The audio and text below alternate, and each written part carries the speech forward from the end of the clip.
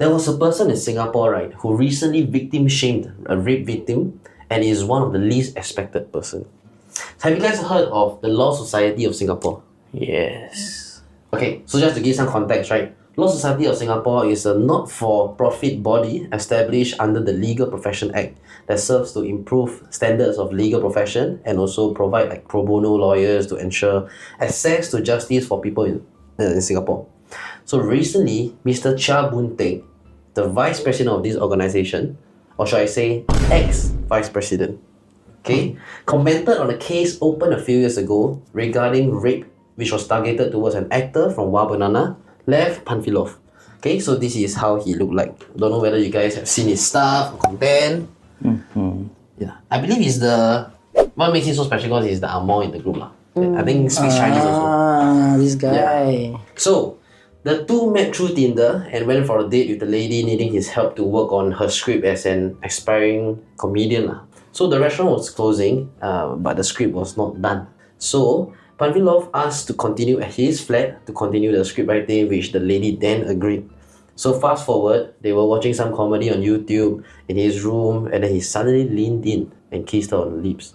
But she told him no and tried to gather her things to leave. So he then stopped her and then sexually assaulted her and raped her on his bed. So after the incident, he then asked for her address to book a car to send her back, which she gave.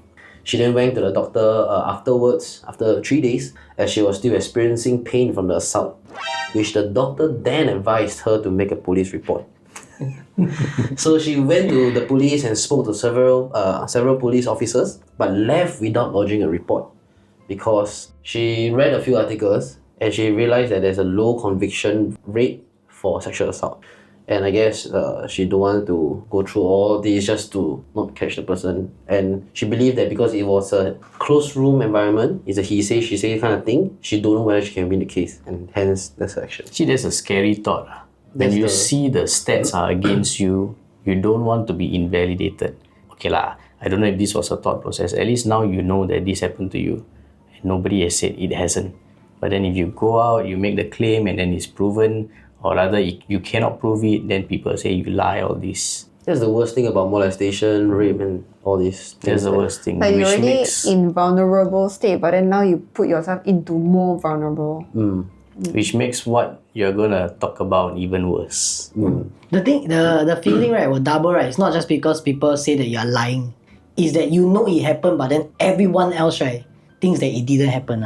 Why won't anyone believe me? This is the context to Law Society's ex-VP's comment on the issue. I will show you the comment. It was taken down, but I managed to find it. Okay, so you just take your time to read. It listed point by point.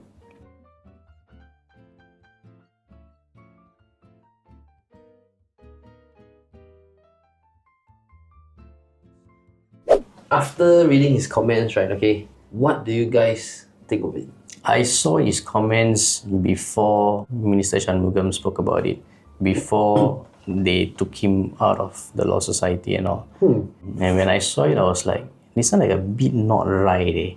Because the default position shouldn't be to side with the perpetrator. The default position is you side with the victim and then you see if there's any reason why the consistency of the victim's story is not there or whatsoever, then you evaluate, look at the other facts. I felt this guy is very strange because he holds a very esteemed position in the Law Society. Yes. So as a lawyer, you would know if the court has already determined something, more often than not, it is right? What the public shouldn't do is to cast aspersions on the process and the people who made this verdict. That's what the public shouldn't do. A lawyer would know this is never something you do. And especially the vice president of the Law Society. I know, I messed up big time. Okay, then Mr. Chia, right, then also commented on the outrage by saying that his comment is from a criminal lawyer's perspective and with the motive of providing insights on how to prevent such situation as legal recourse may not always be sufficient. What do you think about this comment? If you take the overview of whatever he's trying to say, right, it has some utility. Firstly, he's the vice president of the Law Society. Secondly, he's a ex-defense lawyer. So whatever he's sharing, right, have some use in it. Like, you know, but you got see how he phrase certain things, no? Because he is clearly blaming the victim, no? he's saying like, oh, why you go to the bed? You are not like, what? We are not a babe in the woods or this. Yeah, like why do you still give the address or this? Yeah, clearly pointing to this girl, right, saying that she's wrong. The worst one was the 3 count of rape. Wow, she survived the marathon or something. Yeah, wow, that was one very is distasteful. very blatantly and crudely commenting on this. Yeah. If his intention, right, is to share more about how does the justice system in Singapore works about rape and how can victims, right, protect themselves about rape or not put themselves in a certain situation, right? If he put it in a very generic way, not specifically to this case, right, and not outrightly blaming the victim, right, I think it wouldn't cause any controversy. But because it would of have the been welcome. Yeah, because as lawyer they know how to find all the loopholes and they know what they find for when they are trying to defend or attack a case. I feel that when he said that he's just trying to do how him as a criminal lawyer is gonna do, right, is because he's trying to defend himself after like Sham say certain things. Yeah. So a lot of people say that lah. Yeah. Say this is retrospective lah. When you posting the comment, this is not what you think at all. Because if this is what you think, you will not phrase the words however you phrased it. Yeah. Like, funny thing is, as a lawyer, they usually cannot put in their own feelings. So how he phrased things, right, is really purely from his feelings rather than his professionalism. Like, he never even portrayed that part of him, no. And he's a lawyer. Maybe he was drunk when he wrote that. High chance, right? I am not drunk. Yes, you are. I am not fucking drunk. Can you tell the time? Yes. I am not fucking drunk. I think the most likely scenario is he was drunk.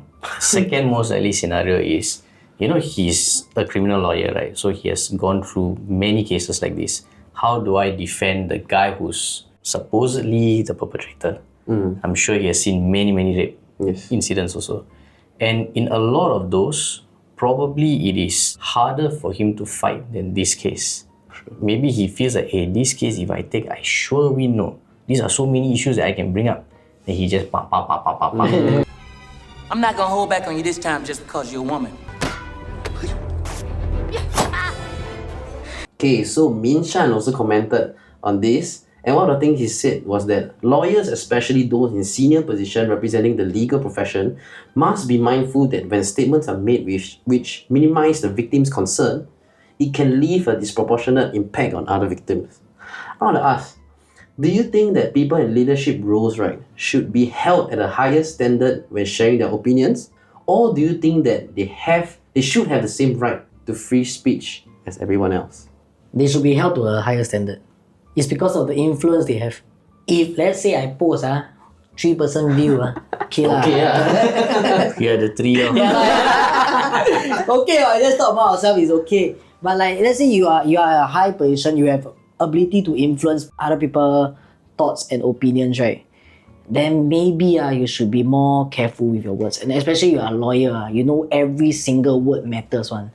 Yeah, so you shouldn't phrase it a certain way. To add to the influence one, right, I agree totally. Because recently I just watched this video. Lisa, her boyfriend is the LVMH guy, right? Yeah, the son, right? She she has huge follower base, but she's now currently wearing a lot of LVs, like basically the ambassador for LV lah. But on the other side, right, Taylor Swift, right, she has never take like any luxury brand. She doesn't carry, she doesn't wear, she doesn't endorse them. She said that I am very close to my follower fan base. So if I am seen to be their idol in a way, and I always have to carry all this like branded stuff, right? And my followers, my fans, they are really young girls lah, basically. I cannot let them have that kind of burden and influence to go and get this kind of luxury stuff. Go Taylor. Thank you. I love that Min Shan came out so fast and he gave a very rational response also. As the Minister of Law, he knows the severity of what you have done. Why? Because there is a certain outcome that this will engender if we allow more people to do like that. Yep. I met a friend and we were speaking about this news. She shared that for her daughter, right, when the daughter was young, she told the daughter, these are things that you must take note of. If guys ever do something like that, come to mommy, I will always support you. So she said that the daughter knows this, but not every parent would share the same thing to their daughters. So some girls, right, just like the victim in this scenario, they may see like, oh, a lot of people went through this kind of thing. In the end, they were shown to be lying or not enough evidence or what. So they don't want to take this step. So when a person of authority says something like that, right? It enforces that idea. Yeah. More girls who face this will feel like, okay, maybe I just keep quiet first. So we cannot have that. And sadly, I feel okay, our society, I feel maybe at least not long ago, is actually in that position where a lot of rape victim feels that it's hard to come out actually. And then these vulgar come out and say all this. Undo decades of work. Exactly. That Raisa can't really undo. I had made this terrible mistake. Okay, so while reading this article, right, I wondered about the difference in morals and profession. So if you're a lawyer, right, that is hired to defend someone that did something that goes against your moral, how do you then go about it and choose your morals or your profession? I actually did a module on jurisprudence, which is basically the philosophy of law. And in that module, we spoke heavily on should law be about ethics or the law is law and then they are separate from ethics. So it was a very interesting discussion.